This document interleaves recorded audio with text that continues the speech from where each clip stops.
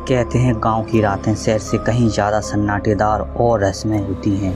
जहां दिन में खेत खलियान, बैल और मेहनत की बातें होती हैं, वहीं रात ढलते ही डरावनी परछाइयां मंडराने लगती हैं। आज की रात मैं आपको ले चलूँगा ऐसे ही गांव की ओर जहां सदियों से एक अजीब डर फैला हुआ है। यह कहानी सिर्फ एक औरत की आत्मा की नहीं, बल्कि पूरे गांव की उस खामोशी की है जो हर आधी रात टूटती है। तो आइए सन्नाटे में डूबते हैं और सुनते हैं गांव की भूतिया कहानी। दोस्तों, भारत के एक गांव बावली खेड़ा में एक पुराना पीपल का पेड़ था। गांव वाले कहते थे कि रात में उस पेड़ के नीचे कोई नहीं रुकता। दिन में बच्चे वहीं खेलते, औरतें वहीं से गुजरती, लेकिन जैसे ही सूरज ढलता वो रास्ता सुनसान हो जाता। करीब 20 साल पहले गांव का एक आदमी रामचरण खेत से देर रात लौट रहा था। वो उस रात थोड़ी शराब पिए हुए था। जब वो उस पेड़ की तरफ जा रहा था तो गांव वालों ने उसे रोकने की भी कोशिश की। रामचरण, पीपल के नीचे से मत जाना। लेकिन वो हंसकर बोला, अरे भूत प्रेत भूत वगैरह कुछ नहीं होते। और वो हंसते हुए पीपल के पास जा पहुंचा। अचानक उसे लगा जैसे कोई और उसके साथ चल रहा है। कदमों की आहट उसे साफ सुनाई दे रही थी। जब उसने पीछे मुड़कर देखा तो वहाँ कोई नहीं था, लेकिन जब उसने आगे देखा, पेड़ की डाल पर सफ़ेद साड़ी पहने औरत झूल रही थी। उसका चेहरा पूरी तरीके से ढका हुआ था, सिर्फ पैरों की एड़ियाँ उल्टी तरफ मुड़ी हुई थीं। ये सब देखकर रामचरण की चीख निकल गई, लेकिन उसकी आवाज़ गले से बाहर नहीं आई और गले में अटक कर ही रह गई। गांव वाले कहते हैं अगले दिन वो पेड़ के नीचे मृत पाया गया। उसकी आंखें फटी की फटी रह गई थीं, जैसे उसने कुछ ऐसा भयानक देखा हो जो उसे अपनी लाइफ में नहीं देखना चाहिए। इस घटना के बाद गांव वालों ने उस पेड़ के पास से गुजरने से पूरी तरह से बंद कर दिया। यहाँ तक कि शादी ब्याह के जुलूस भी उस रास्ते से होकर नहीं जाते थे। रात होते ही गांव में एक अजीब सन्नाटा छा जाता। कुत्ते हर तरफ भौंकने लगते और कभी कभी औरतों के रोने की आवाज़ें सुनाई देती। सालों बाद इस कड़ी में एक नया मोड़ आया, जब गांव का स्टेशन मास्टर का बेटा विजय, जो शहर से पढ़ाई करके छुट्टियों में गांव वापस आया था, उसने सुना कि सब उस पेड़ से डरते हैं। विजय पढ़ा लिखा लड़का था। उसने कहा, ये सब अंधविश्वास है, मैं आज रात वहीं बैठूंगा। गांव वाले बहुत डर गए, लेकिन विजय हिम्मत से पीपल के पास चला गया। उसके पास टॉर्च और लालटेन थी। पहले आधे घंटे तक तो कुछ नहीं हुआ, लेकिन फिर अचानक तेज हवा चलने लगी। विजय की टॉर्च अपने आप बंद हो गई और लालटेन भी बुझ गई। अब विजय पूरी तरीके से अंधेरे में बैठा हुआ था। तभी कोई पीछे से विजय को उसके नाम से पुकारते हुए आवाज़ देता है। विजय अपने नाम को सुनकर कांप गया। उसने इधर उधर देखा, तभी उसे वहाँ सफ़ेद साड़ी वाली औरत नजर आई। उसका चेहरा अब साफ दिख रहा था, आंखें पूरी काली, मुंह से खून टपक रहा था और औरत धीरे धीरे विजय की ओर बढ़ रही थी। विजय डर के मारे भागा और घर पहुंचकर बेहोश हो गया। जब सुबह विजय की आंख खुली तो उसने होश संभाला। जब होश आने पर विजय ने सुबह अपनी आंख खोली तो उसने सिर्फ इतना कहा, वो औरत अभी भी पेड़ के नीचे है। जब गांव वालों ने विजय की बात को सुना तो गांव वालों ने कहा कि वो औरत कोई साधारण आत्मा नहीं है। कई साल पहले गांव में एक औरत थी जिसका नाम गौरी था, जिसे उसके पति ने दहेज के लिए मार डाला और उसके शव को उसी पीपल के नीचे दफना दिया। तभी से उसकी आत्मा भटक रही है। वो हर उस आदमी से बदला लेती है जो देर रात उस पेड़ के पास जाता है। गांव वाले विजय को आगे बताते हैं कि आज भी इस गांव का वो पीपल का पेड़ खामोश खड़ा है। गांव वाले कहते हैं अगर रात के 12 बजे कोई उस पेड़ के पास से गुजरे तो औरत पहले पीछे पीछे चलती है, फिर सामने आकर रास्ता रोक लेती है, और अगर कोई हिम्मत करके उसका चेहरा देख भी ले तो सुबह तक उसकी लाश ही मिलती है। तो दोस्तों, ये थी बावली खेड़ा गाँव की भूतिया कहानी। आपको क्या लगता है, ये सिर्फ अंधविश्वास है या सचमुच कोई आत्मा वहाँ मौजूद है?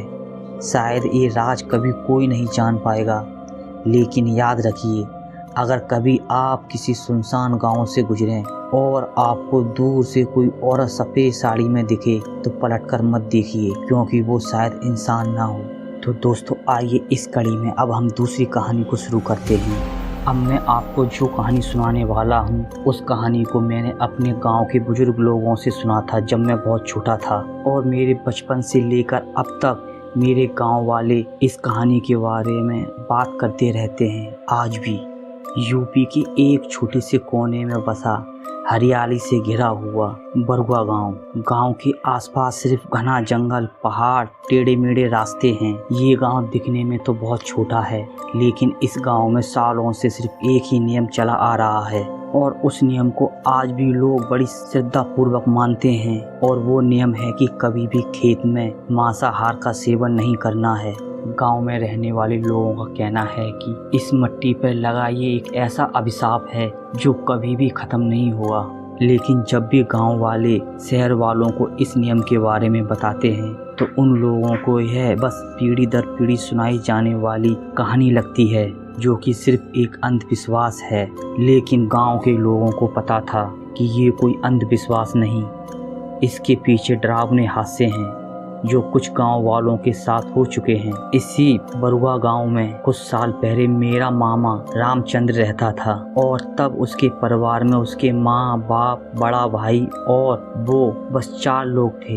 गांव से थोड़ी दूर उनका बड़ा खेत था। रामचंद्र पढ़ाई में होशियार नहीं था, लेकिन वो मेहनती था। उसे खेती करना बहुत ज़्यादा पसंद था। जब रामचंद्र थोड़ा बड़ा हुआ, वो रोज़ खेतों में पानी देने जाया करता था। कई बार तो उसे घर आने में आधी रात हो जाती, पर वह कभी वहाँ रुकता नहीं।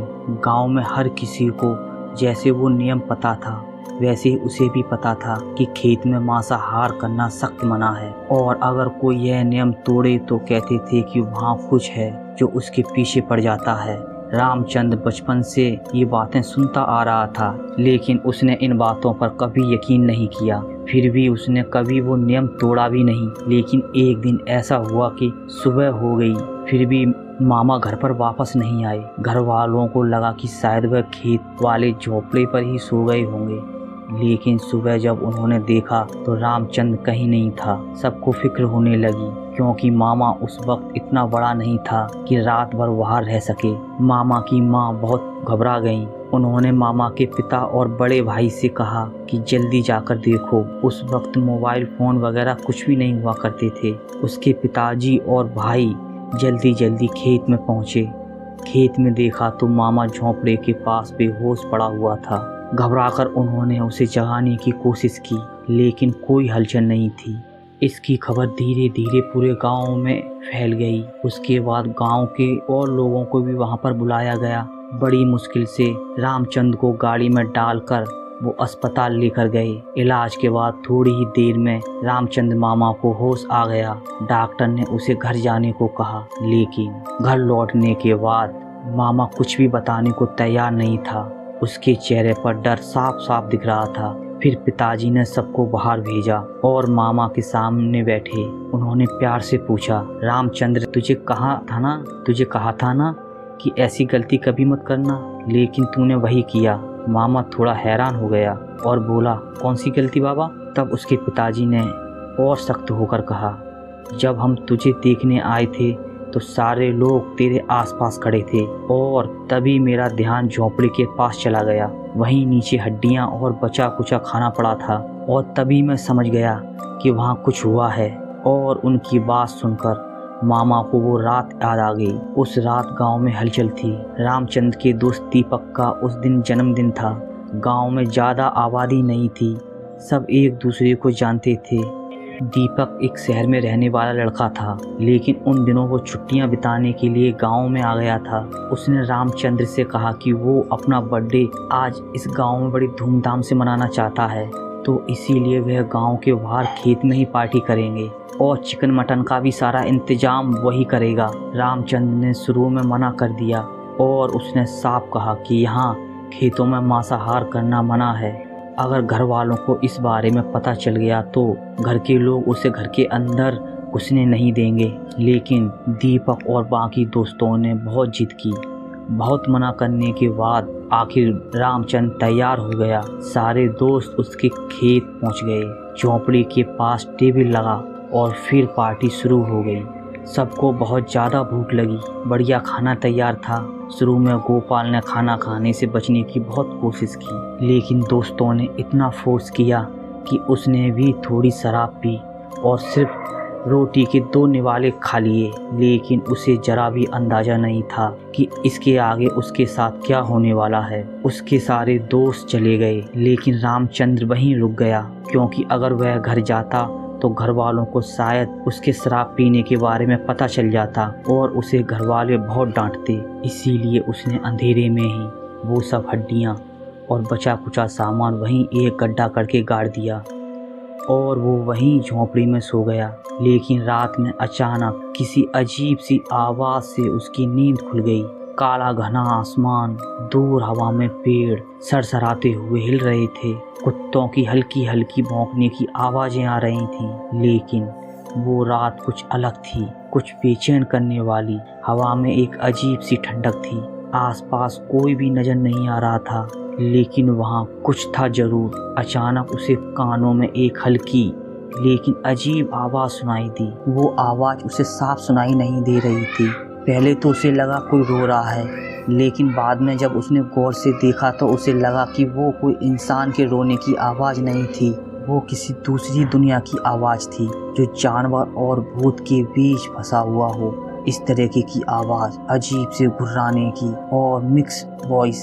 उस अजीब सी आवाज़ को सुनकर रामचंद्र जल्दी से उठकर बैठ गया। झोंपड़ी से बाहर देखने लगा, पर उसके सामने उसे कुछ भी दिखाई नहीं दिया। रात की ठंडक उस झोंपड़ी के अंदर घुस गई। थोड़ी देर बाद उसे फिर से वही आवाज़ सुनाई दी, लेकिन अब ये आवाज़ पहले से कहीं ज़्यादा साफ और तेज थी और रोने जैसी, हाँफने जैसी और हल्की सिसकी जैसी। इस आवाज़ को सुनकर रामचंद्र का दिल जोर जोर से धड़कने लगा। लेकिन रामचंद्र ने खुद को बहुत समझाया और मन ही मन कहा कि हो सकता है वो कोई इंसान हुआ या कोई जानवर। जैसे ही उसने झोंपड़ी से बाहर कदम रखा, अचानक नीचे जमीन पर कुछ गीला चिपचिपा सा महसूस हुआ। उसने ध्यान से नीचे देखा तो मिट्टी पर लाल परत थी, जैसे किसी का खून हो, मगर वह ताज़ा नहीं था, थोड़ा सा काला पड़ चुका था। और उसे देख उसके शरीर में सिहरन सी दौड़ गई। उसी वक्त रामचंद्र की नज़र सामने गई। खेत की पगडंडी वाले रास्ते पर उसे दूर कहीं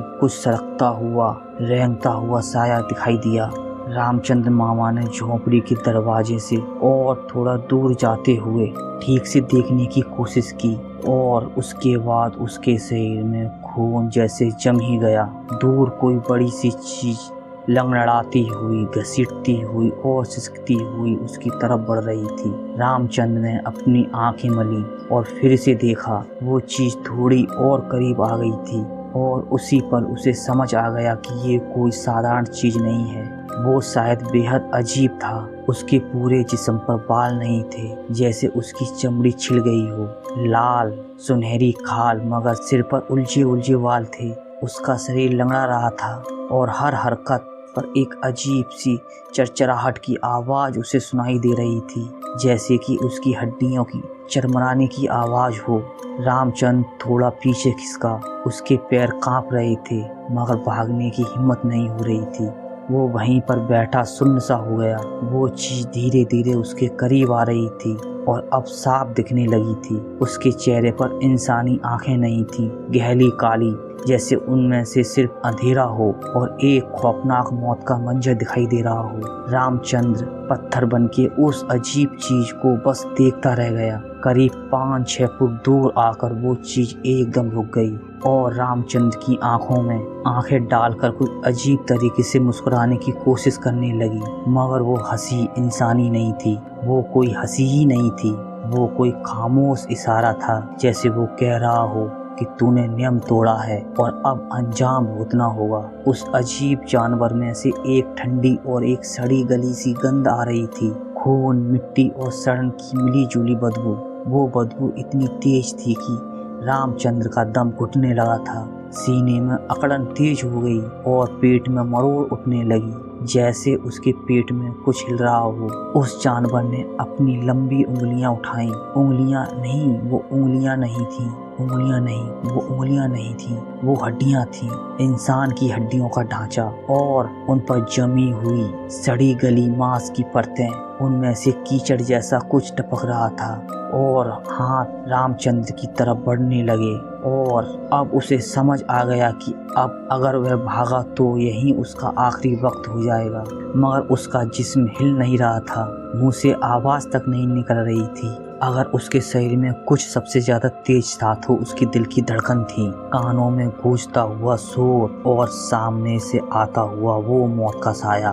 वो चीज बिल्कुल उसके पास आ गई। एक पल को रामचंद्र को लगा कि क्या ये सब वहम है, मगर तभी उसके सामने जो जीव खड़ा था उसका चेहरा टेढ़ा मेढ़ा सा होने लगा। आंखें सफेद हो गईं, मुंह जैसे फट सा गया और उसके अंदर सड़ी हुई गली हुई जीभ बाहर निकल आई।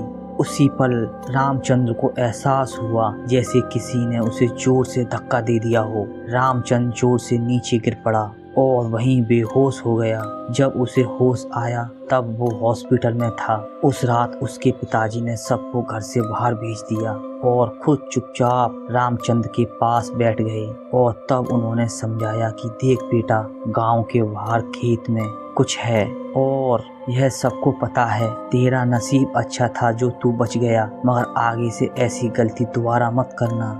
रामचंद्र उस दिन इतना डर गया था, उसके बाद कई दिनों तक वह घर से बाहर नहीं निकला। उसे भी अच्छे से पता था कि जो कुछ उसने देखा वो कुछ साधारण नहीं था, वो इंसान ही नहीं था।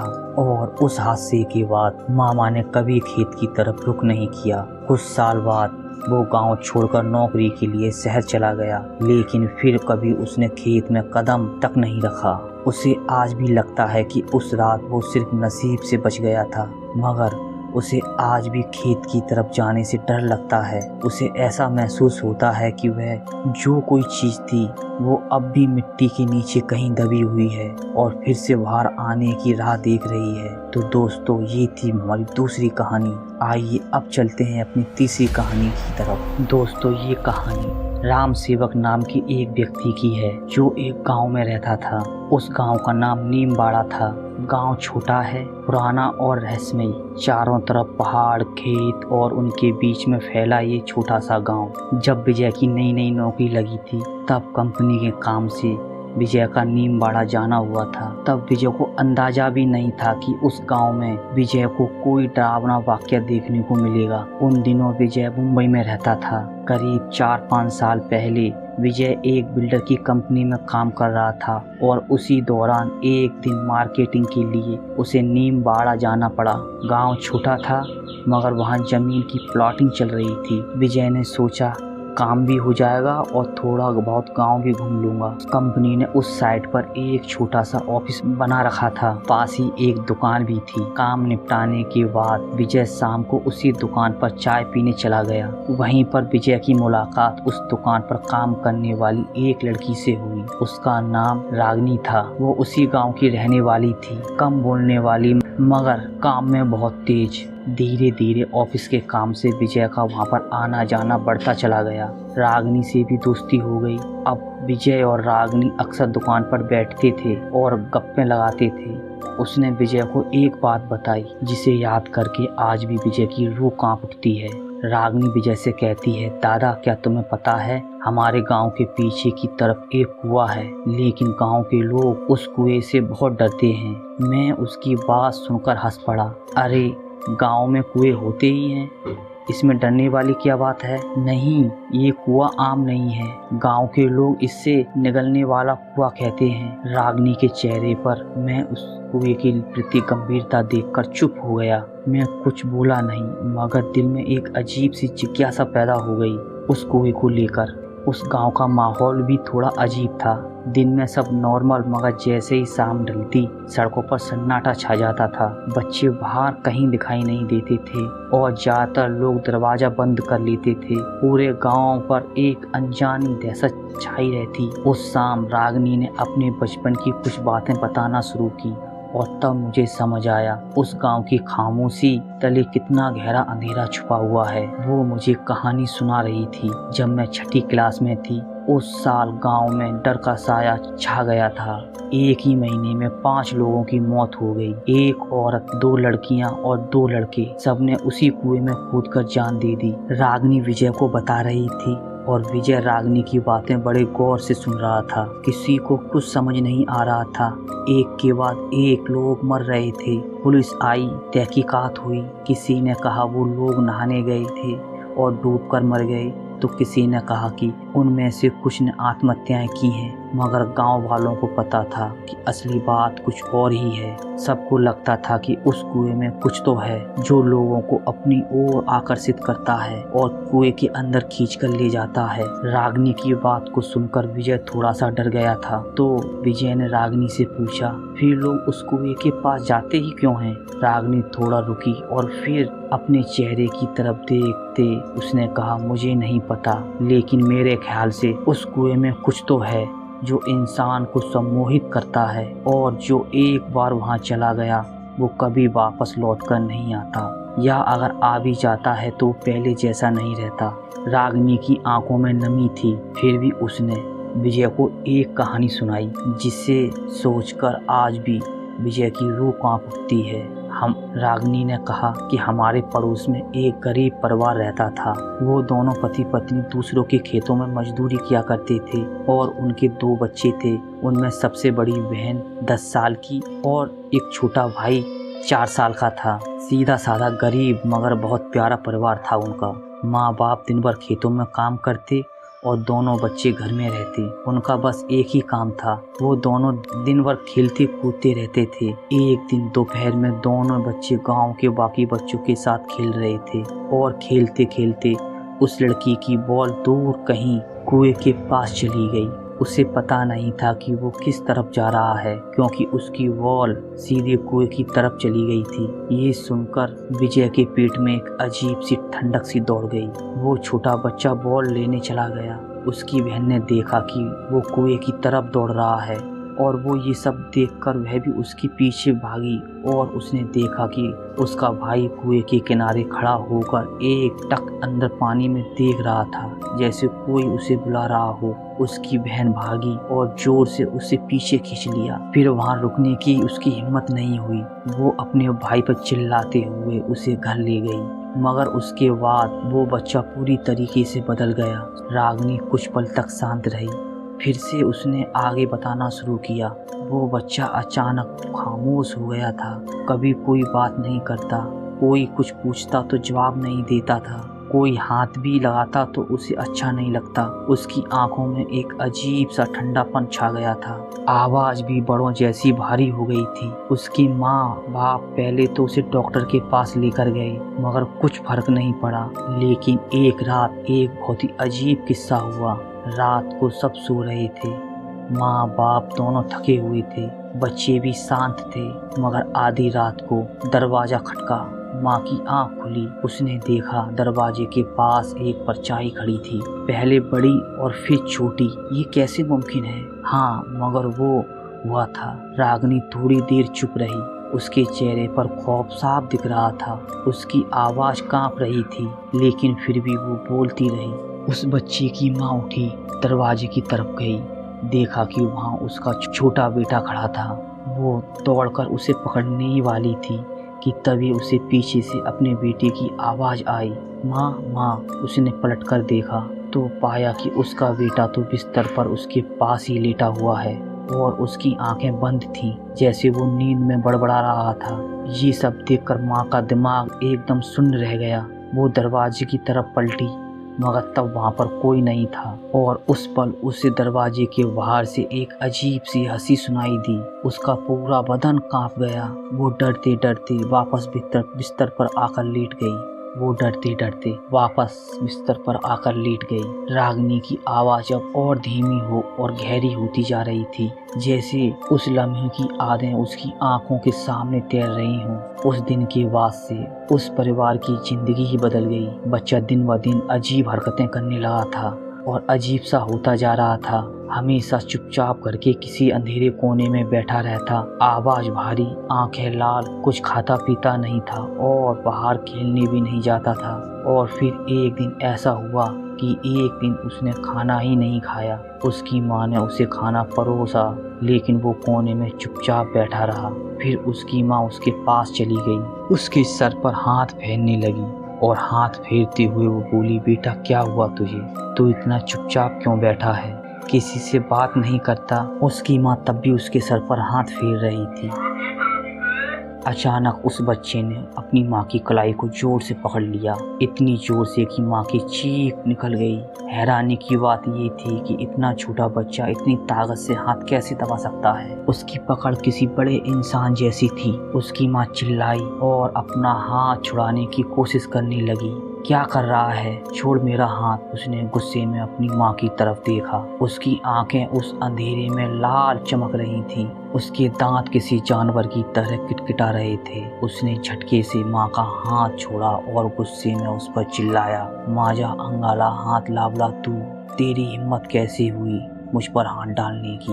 उसने कहा था कि मेरे बदन को हाथ लगाया तूने, तेरी हिम्मत कैसे हुई? माँ कुछ समझ ही नहीं पाई। वो डर के मारे वहाँ से उठकर घर से बाहर चली गई और ये सब देखकर उसकी बहन भी काफ़ी डर गई और घर से बाहर भाग गई। दोनों को भी कुछ समझ में नहीं आ रहा था कि वहाँ आखिर हो क्या रहा है। फिर उसके माँ बाप गाँव के लोगों के पास गए, पुजारी के भी पास गए, मंदिर में जाकर सब उपाय कर लिए, मगर कोई असर नहीं हो रहा था। रागिनी विजय को कहानी सुना रही थी और विजय अब पूरी तरीके से उस कहानी में खो चुका था। विजय बाकी किसी चीज पर ध्यान ही नहीं दे रहा था। उसने फिर आगे कहा, उस रात फिर एक और अजीब सा वाकया हुआ, बिल्कुल पहले जैसा। रात में दरवाजे की आवाज आने लगी, दरवाजा खड़कने लगा और उसकी माँ जाग गई। उन्होंने देखा कि कोई दरवाजा खोलने की कोशिश कर रहा है और वहाँ एक छोटी सी परछाई खड़ी थी। बच्चे की माँ ने जल्दी से अपने पति को जगाया, लेकिन इतने में उसे महसूस हुआ कि वो परछाई उसके अपने बेटे की थी। उसने अपने बेटे के बिस्तर की तरफ देखा तो बेटा उनका बिस्तर पर नहीं था। दोनों उठ गए, उसके बाद उसके पास चले गए। दोनों उठकर उसके पास चले गए, लाइट चालू की। तभी उसके पिताजी ने उस लड़के को उसके दरवाजे के पास से खींचकर दूर कर दिया और तब वो उसे बोलने लगे, क्या कर रहा है तू? और तभी उस लड़के ने गुस्से में अपनी गर्दन मोड़ी और अजीब सी आवाज में, माँ अंगाला हाथ लाला तू। उसने अजीब आवाज में कहा कि मेरे शरीर को हाथ लगाया तूने। और यह आवाज किसी औरत की थी। उसकी वो अजीब सी आवाज सुनते ही उसका बाप और उसकी माँ बहुत ज्यादा डर गए और डर कर पीछे हट गए। उन्हें अब समझ आ गया था कि पिछले कुछ दिनों से उनके साथ जो हो रहा है वो कोई साधारण बात नहीं थी। बेटा ठीक से बात नहीं कर रहा था, खाना नहीं खा रहा था और अब तो ये हरकतें। तभी उसकी बहन भी जाग गई थी। उसने आखिरकार घबराते हुए घर वालों को सारी सच्चाई बताई कि वह उस कुएं के पास गया था। माँ बाप को जैसे करंट लगा उसकी बात सुनकर और उन्हें सब समझ आ गया कि जरूर उसके साथ कुछ गड़बड़ हुई है। उन्होंने उस रात किसी तरह उसे बांध कर सुला दिया क्योंकि वह बिल्कुल काबू में नहीं आ रहा था। वो बार बार हाथ पैर मार रहा था, खुद को भी चोट पहुंचा रहा था और बार बार दरवाजे की तरफ भाग रहा था जैसे वो बाहर निकलना चाहता हो। आखिरकार वो लोग उसे एक साधक के पास लेकर गए। उस आदमी ने बच्चे को देखा और थोड़ी देर में साफ कहा कि इस बच्चे में कुछ है, शायद दो आत्माएं, एक औरत की और एक आदमी की, जो उस पर कब्जा करना चाहती है। और यह सुनकर बच्चे के माँ बाप डर गए क्योंकि ये सब उसी कुएं के पास जाने के बाद से शुरू हुआ था। साधक ने उन्हें एक भस्म दिया और कहा कि इस भस्म को उसे रोज लगाओ और इसे कभी अकेला मत छोड़ना। घर में भी इसे अकेले छोड़ने की कोशिश मत करना और बाहर तो बिल्कुल नहीं। माँ ने फिर 8 दिन की छुट्टी ले ली। वो हर वक्त उस पर नजर रखने लगी, उसे रोज भस्म लगाती और उसका ध्यान रखती। फिर धीरे धीरे वो शांत होता चला गया और उन्हें लगा कि सब कुछ ठीक हो रहा है। लेकिन उसकी आंखों में जो लाल चमक थी और उसके बोलने में जो खौफ था वो नहीं जा रहा था। आखिर उसकी माँ ने सोचा कि अब काम पर तो जाना ही पड़ेगा, मजदूरी का काम छोड़ना मुमकिन नहीं था। बच्चे की हालत भी सुधर रही थी और घर में बड़ी बहन थी जो 10 साल की थी। उन्होंने उसे ठीक से समझाया और अपने भाई का ध्यान रखने की, उसे संभालने की जिम्मेदारी उसकी बड़ी बहन को दे दी। रागिनी थोड़ी रुकी और तभी विजय ने सवाल किया, फिर क्या हुआ? क्या वह ठीक हो गया? रागिनी ने एक गहरी सांस ली। उस दिन सब कुछ नॉर्मल चल रहा था। दोनों भाई बहन घर के अंदर थे। उसे भस्म लगा हुआ था और बहन उस पर नजरें रखी हुई थी, मगर देखते ही देखते सब कुछ बदल गया। दोनों घर में खेल रहे थे और उसी पल उन्हें बाहर से एक ट्रक की हॉर्न सुनाई दी। कोई ट्रक सामने के रास्ते से गुजर रहा था और खेलते खेलते अचानक उसका भाई उठकर खड़ा हो गया और दरवाजे की तरफ भागा। वो छोटी लड़की, वो बच्ची कुछ समझ पाती उससे पहले उसने दरवाज़ा खोला और खुले मैदान से सड़क की तरफ भागने लगा। उसकी बहन भी उसके पीछे दौड़ पड़ी, लेकिन तब तक बहुत देर हो चुकी थी। वो लड़का सड़क के किनारे खड़ा था, आंखों में वही चमक थी, चेहरे पर एक अजीब डरावनी मुस्कान थी और सामने से तेज रफ्तार से एक ट्रक आ रहा था। ये बात बताते हुए रागिनी की आवाज़ कांपने लगी थी। उस 5 साल के बच्चे ने बस एक बार मुड़कर अपनी बड़ी बहन की तरफ देखा और हल्के से मुस्कुराया।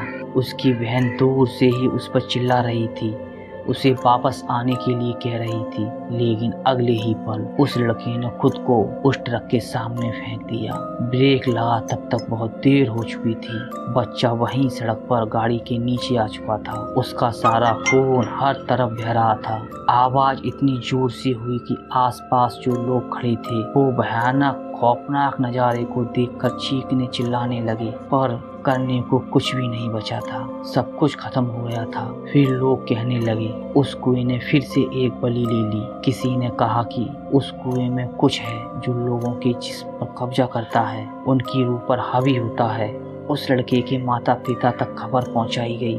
वो दोनों रोते चीखते घर लौटे। उसकी बहन थर थर कांप रही थी और पूरे गांव वालों के चेहरे पर बस एक ही चीज थी और वो था डर। इतना बोलकर रागिनी चुप हो गई, लेकिन वो कहानी मेरे दिमाग में घूमने लगी। उस रात विजय कुछ काम से गांव में ही रुका था और रात खाना खाने के बाद अपने ऑफिस में थोड़ा घूमने निकल पड़ा। तभी विजय ध्यान से दूर उस कुएं की तरफ चला गया और तभी विजय ने कुएं की तरफ देखा तो उसे कुएं में से थोड़ा सा हल्का धुआं उठता हुआ दिखाई दिया। हल्की हल्की परछाइयां हिल रही थीं। हो सकता है कि शायद ये विजय का वहम हो या फिर उस कुएं के आसपास भटकती हुई रूहों की परछाइयां। वो कुआं आज भी वही है, वैसा ही पुराना, काला, खौफनाक। अब गांव बड़ा हो गया है, बदल चुका है। लोग आते जाते रहते हैं, नए घर भी बन गए हैं, लेकिन उस कुएं के आसपास आज भी सन्नाटा है। ऐसा सन्नाटा जो जिंदा लगता है, जैसे कुछ वहाँ सांस ले रहा हो, इंतजार कर रहा हो। विजय का ट्रांसफर हो गया, लेकिन ये याद और उस कुएं की परछाई आज भी विजय के साथ है, क्योंकि कुछ जगह ऐसी होती हैं जो इंसान को छोड़ती नहीं और कुछ कुएं खाली नहीं होते, उनके अंदर कुछ ना कुछ होता है जिनका पेट कभी नहीं भरता। तो दोस्तों, ये थी हमारी आज की तीसरी कहानी। उम्मीद करता हूँ कि आप सबको जरूर पसंद आई होगी। दोस्तों, कहते हैं गांव की खामोशी सबसे डरावनी होती है। रात के सन्नाटे में जब पत्ते भी हिलते हैं तो लगता है कोई हमें देख रहा है। आज मैं आपको सुनाने जा रहा हूँ उस गांव की दास्तान, जहाँ सदियों पुरानी हवेली आज भी अपने रहस्यों को सीने में दबाए खड़ी है। लोग कहते हैं कि वहाँ सिर्फ ईंट पत्थर नहीं, बल्कि इंसानों की चीख और आत्माओं की परछाइयाँ भी कैद हैं। दोस्तों, उत्तर प्रदेश के एक छोटे से गाँव मटकोरी की सीमा पर एक हवेली थी, ठाकुर प्रताप सिंह की हवेली। करीब 100 साल पुरानी वो हवेली अब खंडर बन चुकी थी। टूटी हुई छत, चाले से भरे कमरे, खिड़कियों से आती हवा की सीटी जैसी आवाज, सब कुछ इतना डरावना कि लोग दिन में भी उस ओर जाने से कतराते थे।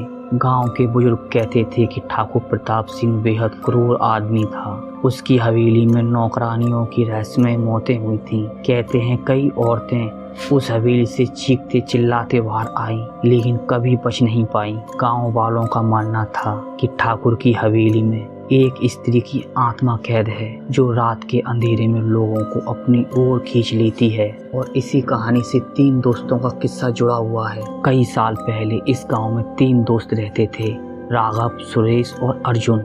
ये सब शहर से पढ़ाई करके गांव लौट रहे थे। राघव ने कहा, ये सब अंधविश्वास है, हवेली में कुछ नहीं है, अगर हिम्मत है तो चलो आज रात हवेली में चलते हैं। सुरेश थोड़ा डरते हुए बोला, पागल हो गया है क्या? लोग कहते हैं वहाँ भूत प्रेत हैं, हमें वहाँ नहीं जाना चाहिए। लेकिन तीनों का जिज्ञासा उन पर भारी पड़ी और रात के 12 बजे वे टॉर्च और एक कैमरा लेकर हवेली की तरफ चल पड़े। रात का सन्नाटा, झींगरों की आवाज और दूर से आती सियारों की वाह वाह सब मिलकर माहौल को और भी ज्यादा डरावना बना रहे थे। हवेली के पास पहुंचते ही उनकी टॉर्च की रोशनी टिमटिमाने लगी। अंदर घुसते ही चारों तरफ सीलन और सड़ान की गंध आ रही थी। टूटी हुई कुर्सियां, फटी हुई तस्वीरें और एक बड़ा सा शीशा जिस पर धूल जमी हुई थी। ये सब देखकर उन तीनों को काफी अजीब सा महसूस होने लगा था। तभी राघव ने हंसते हुए कहा, देखा यहाँ कुछ भी नहीं है, सिर्फ टूटी फूटी चीजें हैं।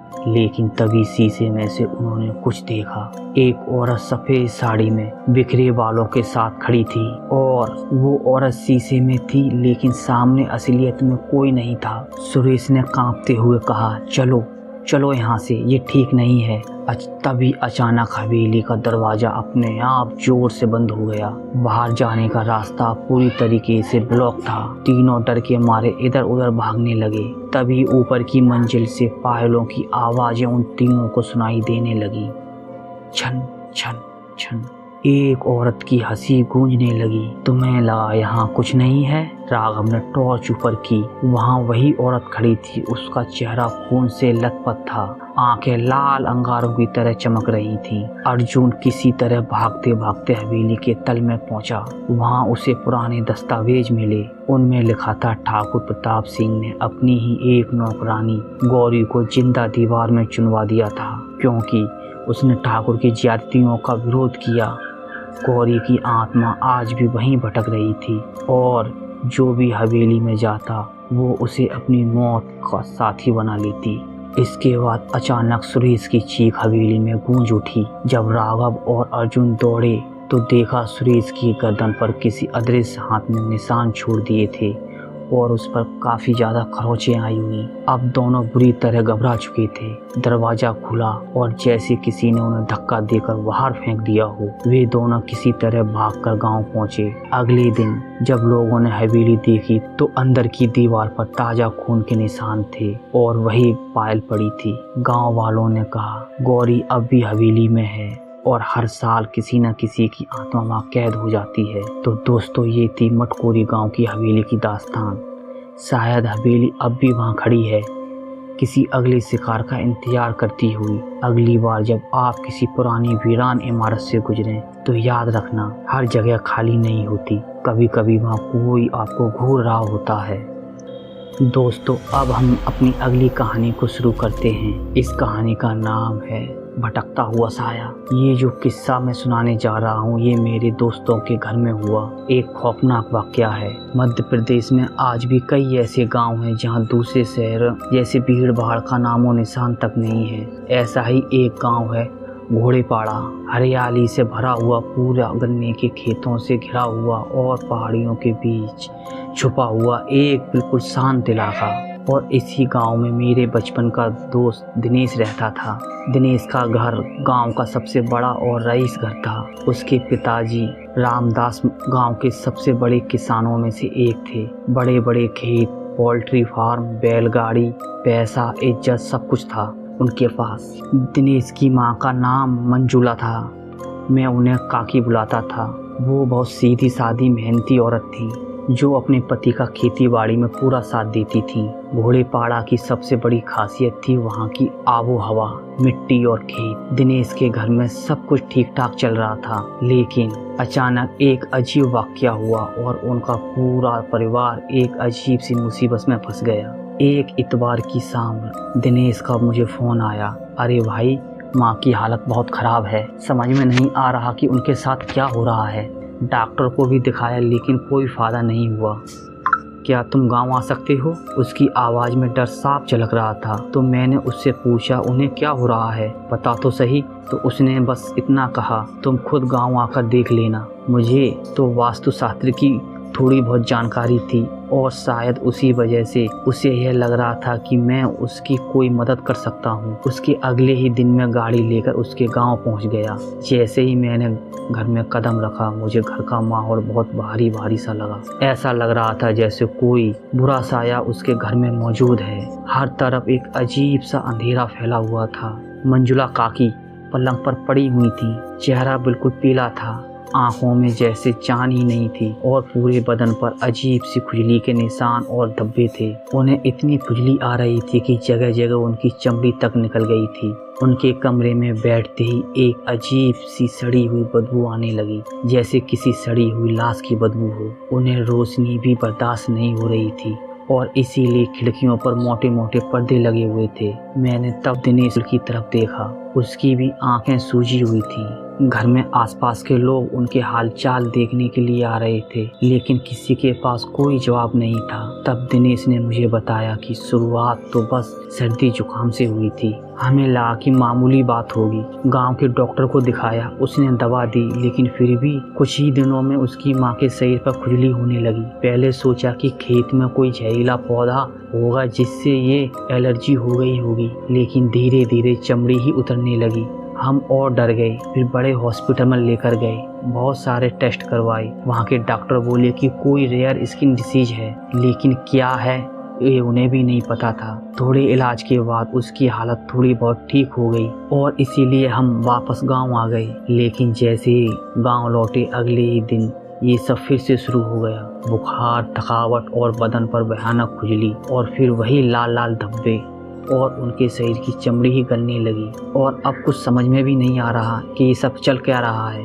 गांव में लोग बातें करते हैं कि हमारा घर इतना अमीर है और इसीलिए हमारे घर को किसी की नज़र लग गई है, किसी ने कुछ करवाया है। दिनेश सब कुछ बता रहा था, लेकिन मेरे पास भी उसके सवालों का कोई जवाब नहीं था, क्योंकि जो थोड़ा बहुत वास्तुशास्त्र में जानता था उसमें तंत्र मंत्र और जादू टोने के बारे में मुझे कुछ भी पता नहीं था। मैंने उसे समझाया भी, फिर भी उसने मुझ पर अपने घर रुकने के लिए कहा। दिनेश के पिताजी का दिमाग भी अब बहुत ज़्यादा परेशान हो चुका था। वो दिन रात इस बीमारी की वजह तलाश रहे थे और दिनेश घर पर अपनी माँ का ख्याल रख रहा था। इसी बीच गांव के एक बुजुर्ग ने दिनेश के पिताजी को थोड़ा दूर ले जाकर कहा, देख भाई, मैं किसी का नाम तो नहीं लूँगा, पर यह मामला कुछ गड़बड़ लग रहा है। मैंने इस गांव में पूरी जिंदगी बिताई है और ऐसी कई घटनाएं देखी हैं। मुझे लगता है कि कुछ लोग हैं जिनसे तेरे घर की तरक्की देखी नहीं जाती। मेरा यकीन मान, जरूर तेरे घर पर किसी ने कुछ करवाया है।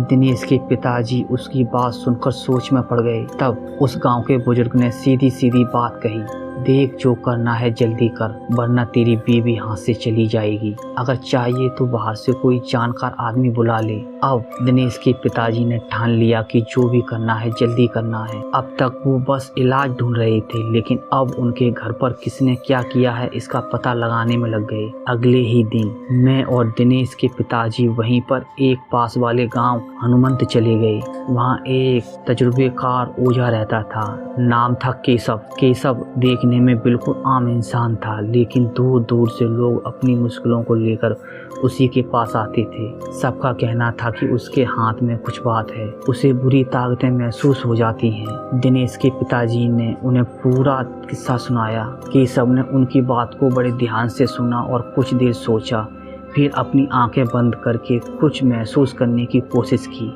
और आखिरकार अपना सिर ना में हिलाते हुए उसने कहा, मुझे अभी कुछ महसूस नहीं हो रहा, शायद आपके घर जाकर देखना होगा, तभी कुछ पता चल सकता है।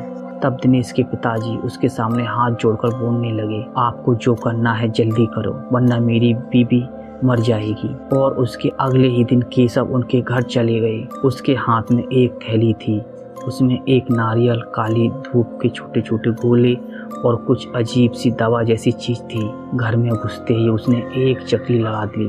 चक्री मतलब उसने पूरे घर में घूम घूम कर एक चक्कर लगाया। नारियल फोड़ा। नारियल फोड़ना नहीं था, बस उसे हाथ लेकर घुमाना था। आंगन और घर का हर कोना देख लिया, लेकिन उन्हें वहाँ कुछ भी महसूस नहीं हुआ। और तब केशव बोला, मैं थोड़ा बहुत अजीब सा तो महसूस कर रहा हूँ, लेकिन कोई साफ इशारा नहीं मिल रहा। उसी वक्त तभी दिनेश बोल पड़ा, घर के पीछे एक पुराना बाथरूम है, उसे अब कोई इस्तेमाल नहीं करता, बस ऐसे ही पड़ा है। और जैसे ही केशव उस जगह पहुंचा, उसका चेहरा सख्त हो गया।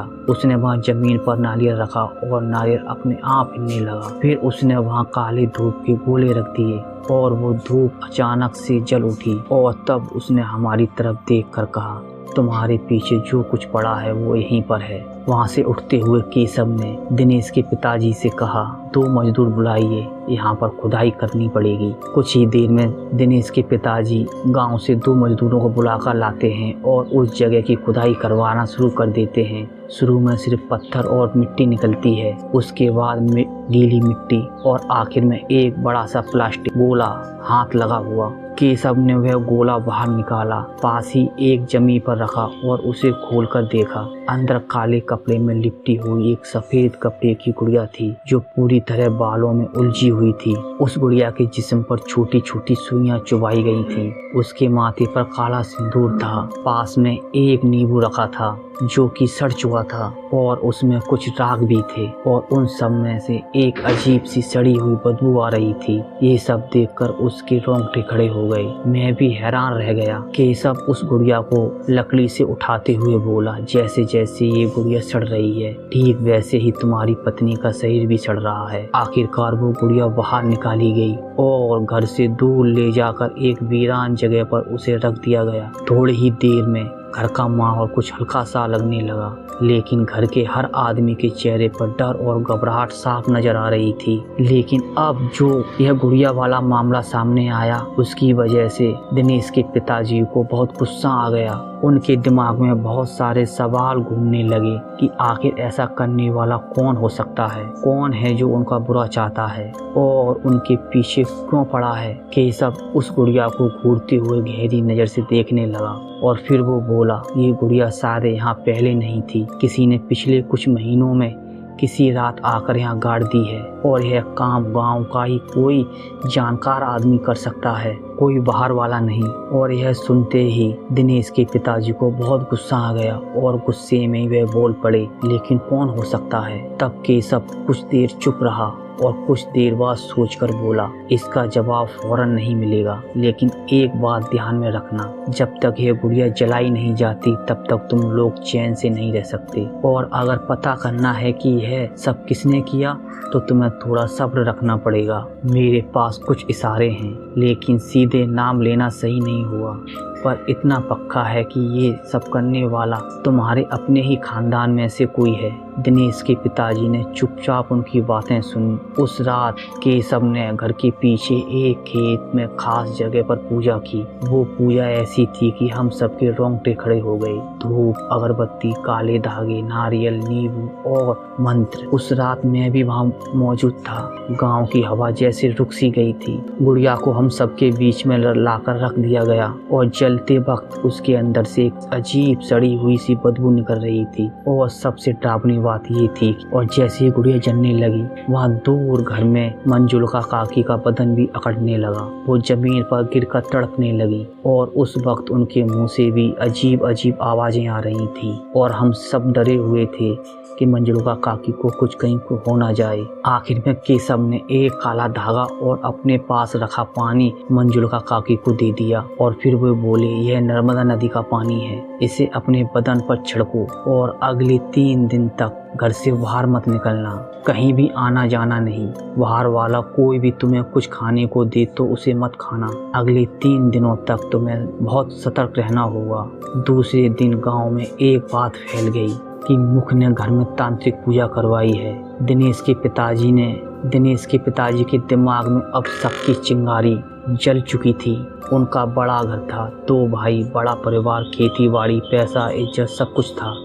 लेकिन पिछले कुछ सालों से घर में तनाव बढ़ गया था, खासकर उनके छोटे भाई की बीवी प्रीति से। प्रीति भाभी को भी इनके घर का सुख चैन बर्दाश्त नहीं होता था। वो हमेशा शिकायत करती, घर में हमेशा उन्हीं की वजह से झगड़े और फसाद होते रहते थे। दिनेश के पिताजी के दिल में अब शक बैठ गया था, लेकिन वह खुलकर किसी का नाम नहीं लेना चाहते थे। 2-3 दिन में मंजुला काकी की तबीयत थोड़ी ठीक होने लगी। उनके शरीर पर पड़े नीले काले निशान हल्के पड़ने लगे। उनके शरीर की खुजली भी कम होती चली गई, लेकिन घर का माहौल अब भी भारी भारी सा था। उसके तीसरे दिन केशव फिर से काकी को देखने आ गया और एक बार फिर से उस घर के माहौल को देखकर उन्होंने कहा, यहाँ पर जो भी परछाई थी, जो भी बुरी चीज थी, उसे खत्म कर दिया गया है, लेकिन उसका असर अब भी बाकी है। अब तुम्हारे रिश्तेदारों को पता चल चुका है कि तुम्हारे घर पर किया गया जादू टोना हटवा दिया गया है। अब वह दूर से ही तुम्हारे घर को तकलीफ देने की कोशिश करेंगे, इसीलिए मुझे ठीक से बताओ, तुम्हें किसी पर शक है? तब दिनेश के पिताजी ने थोड़ी देर खामोश रहे, लेकिन दिनेश से नहीं रहा गया। वो गुस्से में बोल पड़ा, मुझे अपनी चाची पर शक है। उनका बर्ताव अजीब सा है, उनकी बातें भी अजीब सी होती हैं, हमेशा कुछ ना कुछ पूजा की बातें करती रहती हैं। मुझे तो उनकी बातें खटखटी हैं। घर में जब भी आती हैं अजीब नज़रों से देखती हैं। और हाँ, कुछ महीने पहले तक तो वो हर रोज़ घर में आती थी, लेकिन अब अचानक आना बंद कर दिया है। मुझे पूरा यकीन है कि यह सब उन्होंने ही करवाया है। केशव थोड़े गंभीर होकर बोले, देखो, एक बात पक्की है कि यहाँ किसी चीज का असर अब भी बाकी है, और यह काम घर के ही किसी इंसान का है, और वह जो कोई भी है और तुमसे जलता है। लेकिन ध्यान रखना, इसमें किसी का नाम मत लेना। सच बाहर आ गया तो उसके नतीजे बहुत खतरनाक हो सकते हैं। आखिर में दिनेश के पिताजी ने एक बड़ा फैसला किया और घर में एक मीटिंग बुलाई। पूरा परिवार और गांव के कुछ बड़े बुजुर्ग लोगों को सबको बुलाया गया और सबके सामने उन्होंने पूरी बात रख दी। उस रात मैं भी वहाँ था। दिनेश के पिताजी ने बहुत गंभीरता से कहा, मेरी पत्नी पर जो कुछ हुआ है वह सिर्फ बीमारी नहीं, हमारे ही किसी अपने की नफरत का नतीजा है। मैं किसी का नाम नहीं लूँगा, लेकिन एक बात ध्यान में रखना, मैंने किसी का बुरा नहीं किया। अगर किसी ने मेरा बुरा चाहा तो मैं शांत नहीं बैठूंगा, और अगर फिर से ऐसा कुछ हुआ तो मैं उस इंसान को जिंदा नहीं छोड़ूंगा, पूरे खानदान को जिंदा गाड़ दूंगा। पूरा घर खामोश हो गया था, कोई कुछ बोल नहीं रहा था, लेकिन कुछ चेहरों पर अपराध की भावनाएं साफ नजर आ रही थी। जो समझदार थे वो सब समझ गए, और उस रात के बाद दिनेश के घर में जो कुछ हो रहा था वो सब धीरे धीरे थम गया। और अगले कुछ ही महीने में मंजुला काकी की तबीयत धीरे धीरे ठीक होने लगी, और आखिरकार 3 महीने बाद वो बिल्कुल ठीक हो गई। तो दोस्तों, ये थी आज की कहानी। कहते हैं कुछ इमारतें मरने के बाद भी जिंदा रहती हैं। उनकी दीवारों चीखों को निगल लेती हैं और खिड़कियां सिसकियों को बाहर नहीं जाने देती। आज की कहानी एक ऐसी हॉस्पिटल की है जहां कभी इलाज होता था, लेकिन अब हर रात सिर्फ मौत का इलाज होता है। ये कहानी 4 दोस्तों की है जो एक यूट्यूब ब्लॉगर थे। ये रोहित, आदित्य, नेहा और सिमी हमेशा ब्लॉग बनाते रहते थे। वे हमेशा खौफनाक और छोड़ी हुई जगहों पर जाते और वीडियो रिकॉर्ड करते। एक दिन आदित्य को अखबार की एक कटिंग मिली, सिटी हॉस्पिटल 20 साल से बंद, अंदर से चीखों की आवाज़ें आती हैं। वह सबको समझाता है, दोस्तों अगर हम इस हॉस्पिटल का वीडियो बना लें तो चैनल पर धमाका कर देगा। ये हमारी अब तक की सबसे बड़ी स्टोरी होगी। नेहा थोड़ी डरपोक थी, उसने मना किया, लेकिन बाकी तीनों ने उसे खींच लिया। रात के 12 बजे जब पूरा शहर सो रहा था, वे उस हॉस्पिटल के टूटे हुए गेट पर पहुँचे। जंग लगे गेट को धक्का देते ही चींची की आवाज़ होने लगी, जैसे किसी ने उन्हें अंदर आने का निमंत्रण दिया हो। अंदर अंधेरा था, हर तरफ धूल और जाले। वार्ड्स की दीवारें उखड़ी हुई थीं और छत से पानी टपक रहा था, और चारों तरफ सड़े हुए मांस की एक अजीब सी गंध फैली हुई थी, जिससे सभी का गला घुट रहा था। तभी अचानक नेहा रोहित से डरते हुए कहती है, मुझे अच्छा नहीं लग रहा, यहाँ से वापस चलते हैं। फिर उसकी बात सुनकर रोहित कहता है, बस थोड़ा घूमकर देखते हैं, फिर यहाँ से निकल जाएंगे। तभी और उन चारों ने अपने अपने डिवाइसों को एक्टिव कर लिया और वे उस जगह को एक्सप्लोर करना शुरू करने लगे। जब वो हॉस्पिटल को एक्सप्लोर कर रहे थे तो उनकी नज़र हॉस्पिटल के बीचों बीच कॉरिडोर में पड़ी हुई एक व्हीलचेयर पर गई। अचानक वो अपने आप हिलने लगी और दीवार से टकरा गई। ये सब देखकर सिमी बहुत ज़्यादा डर गई और बोली, ये व्हीलचेयर को किसने धक्का दिया? लेकिन कोई जवाब नहीं आया। थोड़ी दूर जाने पर उन्हें एक पुरानी फाइल मिली। उसमें लिखा था 1990 से 1995 तक यहाँ कहीं रहस्यमय मौतें हुई। मरीज बिना वजह गायब हो जाते थे। डॉक्टर राघवन और उनकी टीम पर आरोप था कि वे मरीजों पर काले तांत्रिक प्रयोग करते थे। एक दिन मरीजों के परिवार वालों ने गुस्से में हॉस्पिटल को आग के हवाले कर दिया, लेकिन कहा जाता है कि स्टाफ और मरीजों की आत्मा यहीं फंस गईं और अब वो इस हॉस्पिटल के चारों तरफ हर जगह मौजूद हैं और भटकती रहती हैं। वो हॉस्पिटल को एक्सप्लोर करते करते धीरे धीरे वार्ड नंबर 13 के पास पहुँचे तो उन चारों ने देखा वार्ड नंबर 13 का दरवाज़ा अपने आप खुल गया। अंदर टूटी हुई बेड्स, फटे गद्दे और खून के धब्बे चारों तरफ फैले हुए थे। तभी रोहित की नज़र अचानक एक दीवार पर गई जहाँ कुछ अजीब सा लिखा हुआ था, जिस पर लिखा था मौत जिंदा है। उसी वक्त सिमी ने चीख मारी।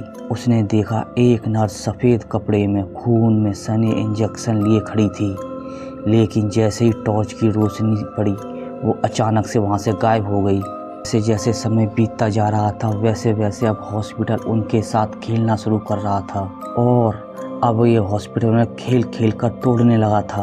तभी आदित्य कहता है कि मैं अकेले इस कॉरिडोर को एक्सप्लोर करने जा रहा हूँ और आदित्य अकेले ही उस कॉरिडोर को एक्सप्लोर करना शुरू कर देता है।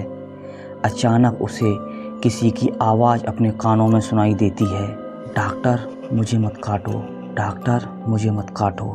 अमित उस आवाज़ का पीछा करते हुए मॉर्चुरी तक पहुँच जाता है जहाँ एक ज़माने में मुर्दों को रखा जाता था।